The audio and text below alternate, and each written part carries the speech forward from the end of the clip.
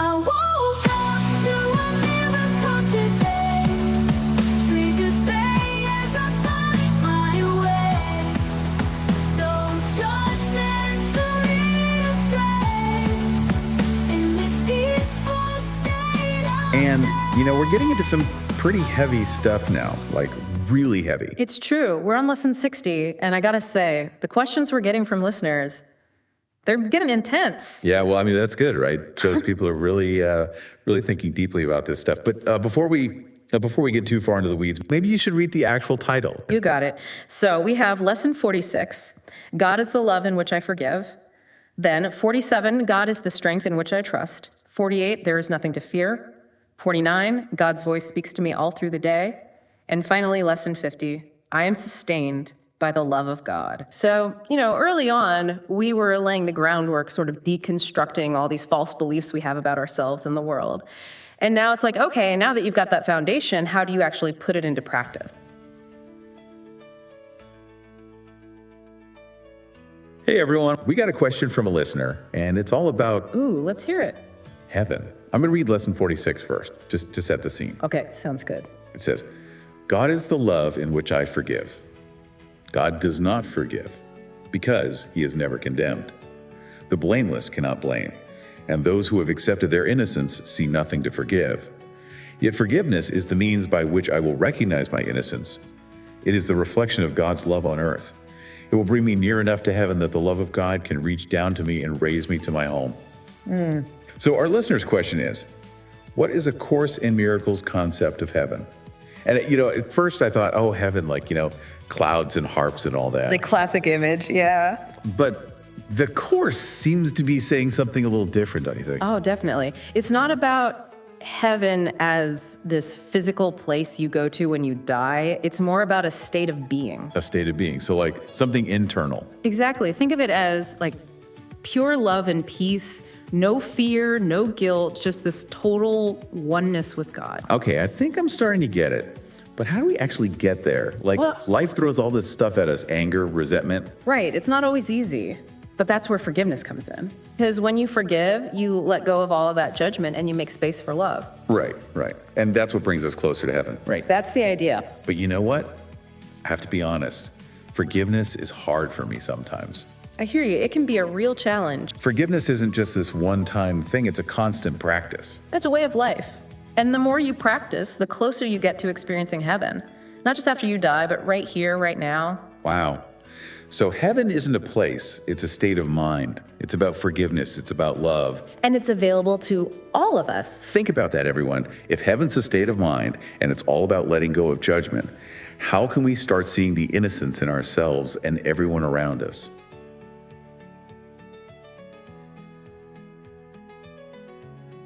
We're going to zero in on lesson 47, diving into a listener question about how to apply the Course's teachings to relationships. Would you mind reading lesson 47 for us? Of course. Lesson 47. God is the strength in which I trust. It is not my own strength through which I forgive. It is through the strength of God in me, which I am remembering as I forgive. As I begin to see, I recognize his reflection on earth. I forgive all things because I feel the stirring of his strength in me. And I begin to remember the love I chose to forget, but which has not forgotten me. Thank you. All right, so our listener writes, in trying to grasp this idea of God's strength, it sounds great in theory, but I'm stuck on how to actually apply it to like concrete challenges in my relationships. Right. For example, let's say someone repeatedly hurts me with their words or actions. How can I tap into this strength to forgive them when it feels so personal and painful? Yeah. That's such a real question. I know I've tripped up a few times myself trying to put these ideas into practice in my own life. Yeah. So how do we even start to bridge that gap, between the understanding and actually doing it? Like, where do we even begin when we're in a situation like our listener described? Well, the Course, says that the issue isn't actually with the other person, but more with how you're seeing them. It's not about saying their behavior is okay or anything, but realizing we're reacting to our own thoughts about what they're doing, not necessarily what they're doing itself. So you're saying the hurt we feel is kind of coming from our own minds, not directly from the other person. That's a tough one to get your head around. It is, and it's a really core idea in the Course. It's not about blaming ourselves or anything, but understanding that what we experience is kind of a projection of what's going on inside us. When we feel hurt, it's often because we're seeing things through, our ego's lens, which loves separation and judging. Okay, so let's bring that back to our listener's question about forgiveness then. How does understanding that help us tap into God's strength to forgive when we're feeling so hurt and resentful? When we realize that our pain is coming from our own interpretation, that's when we start to see that real healing has to come from within. It's not about waiting for the other person to change or apologize. It's about shifting our own view to see things differently. It makes sense. We each have two choices. We can react from fear and separation, that's the ego's territory, or we can choose to respond from love and forgiveness, which is where God's strength comes in. So by choosing forgiveness, we're aligning ourselves with a more powerful force. Yeah, and that alignment lets us experience a peace and understanding that we just can't access when we're operating from our ego's limited point of view. This is all really insightful, but our listeners specifically asked about practical steps they can take to access this strength and practice forgiveness. What advice would you give them? One of the most helpful things I found in my own work with Course is asking for the Holy Spirit's guidance. We don't have to go through these challenges alone. That's a comforting thought. But what does it actually mean to ask for the Holy Spirit's guidance? Like, how do you do that in real life? It can be as simple as pausing, taking a breath, and sincerely asking for help. You might say something like, "Holy Spirit, please guide me to see this situation with love and understanding. Help me let go of my resentment and choose forgiveness." You can ask for clarity, for compassion, for the strength to let go of judgment. I'm starting to see how this connects to the idea of God's strength the lesson 47 talks about.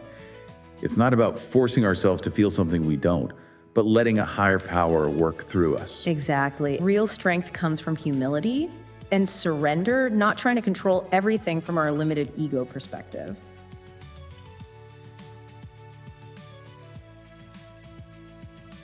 Lesson 48 says, "There is nothing to fear. How safe the world will look to me when I can see it. It will not look anything like what I imagine I see now. Everyone and everything I see will lean toward me to bless me. I will recognize in everyone my dearest friend. What could there be to fear in a world which I have forgiven and which has forgiven me?" It's just beautiful, Yeah. that image of the world leaning in to bless us. Oh, yeah. And we got a question from a listener who's kind of struggling with this lesson. They say, "Since there are people in the world who don't forgive me, wouldn't I have to pretend their lack of forgiveness doesn't matter?" We know that forgiveness is necessary for inner peace, but then we also know in the real world, not everyone's there yet. Yeah. So how do we kind of reconcile that? I think what the Course is really inviting us to do is to shift our perspective, to move beyond that ego, because the ego loves separation, loves guilt. Right. And it wants us to believe that another person's lack of forgiveness can somehow diminish us or make us unworthy. So it's like a shift in perception and not necessarily about changing the external circumstances. Yeah, the Course reminds us all the time that true forgiveness is an inside job. It's about recognizing that our peace, our wholeness, doesn't depend on getting validation from others. It doesn't depend on other people forgiving us or not forgiving us. So even if someone's harboring, resentment or they haven't quite let go of their anger towards us, we can still experience that inner peace by recognizing that their feelings don't define who we are. Yeah, it's like we can acknowledge that they have those feelings without allowing those feelings to dictate how we feel about ourselves. Their inability to forgive us might be a reflection of their own pain, maybe their own journey. But it doesn't take away from our own inherent value or our connection to the divine. That's a very different way of looking at things than I think we're typically taught, right? Oh, it is. We're so conditioned to believe that our happiness depends on those outside factors, other people approving of us or other people forgiving us. But the Course really challenges that whole belief system, and it invites us to find our peace, our wholeness from within.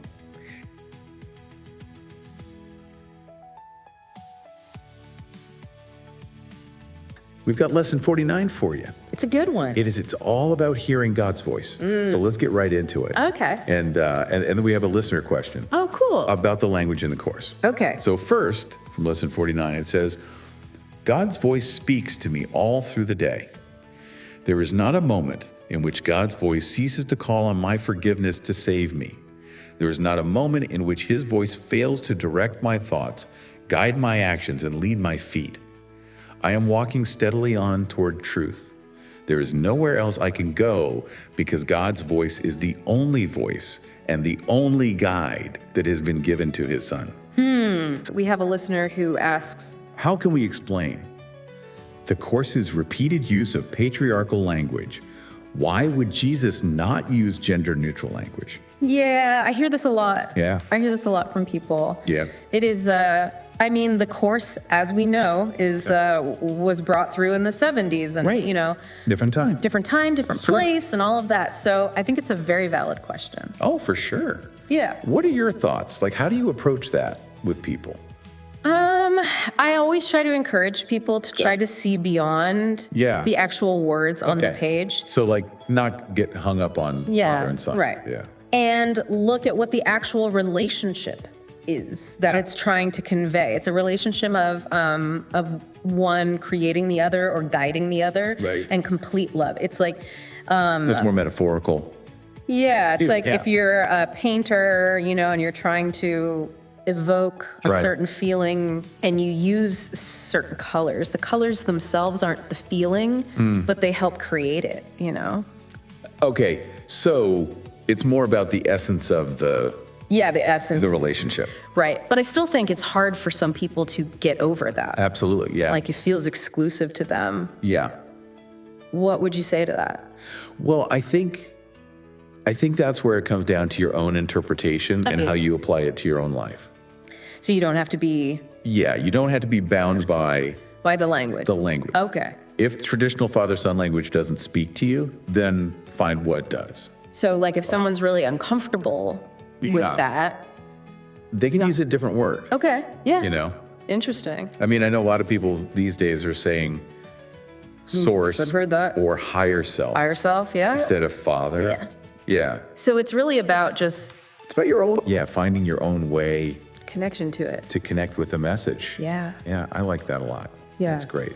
Yeah. Well, that's really, Yeah. I think, helpful for a lot of people. Yeah. I hope so. So, yeah, as you continue on with Yeah. the course, just remember that you can Yeah. make it your own. Yeah.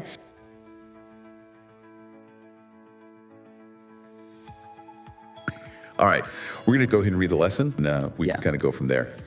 I am sustained by the love of God.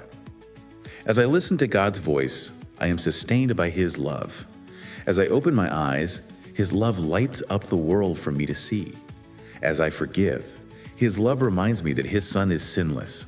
And as I look upon the world with the vision He has given me, I remember that I am His Son. Wow. Yeah. We actually got a really good question from a listener that I think kind of plays right into this. So the question is, how does this love differ from human love? So I thought that was just a really awesome question to kind of Yeah, that's a good one. springboard off of this lesson, because it makes me wonder too, you know, what is the difference? Like, how is that different than the kind of love that I'm used to? Yeah. Well, I mean, the Course makes a very clear distinction between what it calls like human love and then the love of God. So I think that's the very first thing to know, is that like that's a very core concept in the Course, is this idea that there is like a love with a lowercase l, and then there's love with a capital L. Oh, interesting. Okay. So let's start with, I guess, human love. You know, how does the Course talk about that? Well, what does it say about that? Because I think a lot of people think, well, what's wrong with human love? I love my kids. I love my husband, my wife, you know, that kind of thing. Yeah. So what's the deal with this human love thing? Well, the deal with it is that it's conditional. So the Course would say that anything that's conditional, right? Like Yeah. anything that's based on like, you know, I'll love you if, or I love you as long as I love you, because Right. that is not actually love. That's some form of like exchange or a contract that our ego has made up, right? Well, yeah. Based on our very limited perception of the world. So that's what human love is. So it's kind of like, if you behave the way I want you to behave, or you do the things that I want you to do, Right. then I will offer you this thing called love. But if you step outside of those parameters, Yeah. then I'm taking it back. And you don't deserve it. Right. Right, okay. Yeah. It's a very transactional type of love. Okay, so that kind of makes sense. I can see how that would be, Right. not the true love. Right. If we're saying that true love is supposed to be unconditional. Right. And it can really wreak havoc on our lives, right? Oh, yeah. Because it's like we're always trying to get this love, and we think that it exists outside of ourselves. But what the Course would say is no.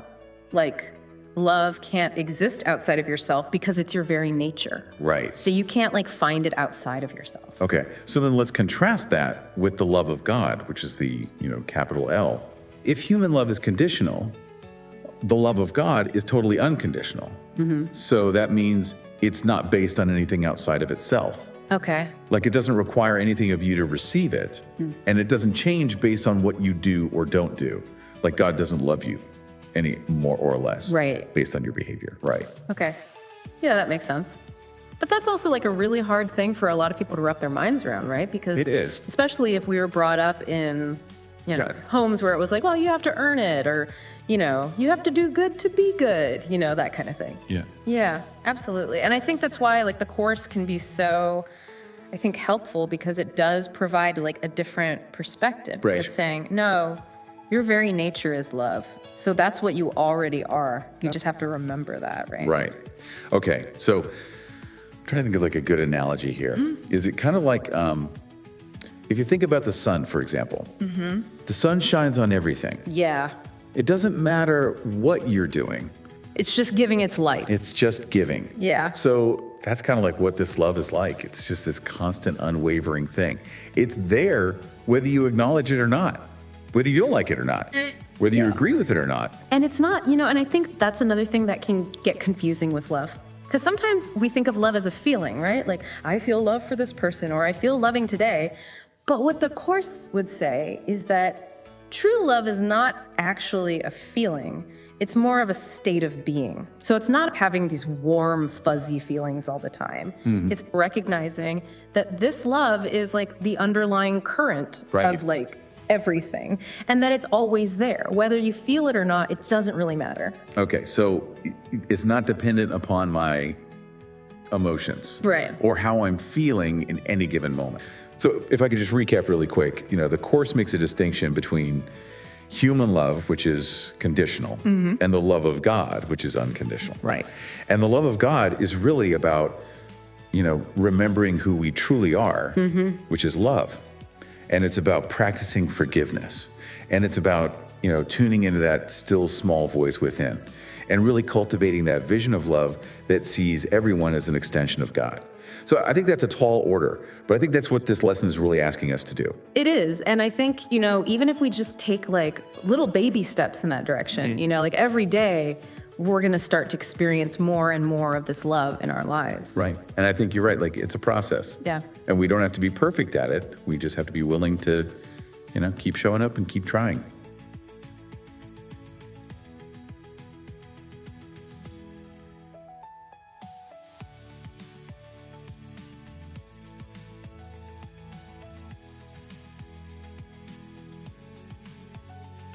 Okay, so these 5 lessons, they're really all about shifting our perspective, aren't they? Instead of seeing ourselves as these separate, struggling individuals, we're being asked to tap into this universal love that connects us all. Exactly. And I think the challenge for all of us is to actually live that, to see how this shifting perspective shows up in our relationships, our work, our everyday lives. And I guess that's something we'll continue to explore as we move through the course. And speaking of which, next time we're going to be tackling some even heavier stuff. Buckle up, everyone. We're talking guilt, sacrifice, worthiness, all the fun stuff. Right. But hey, that's what this deep dive is all about. I want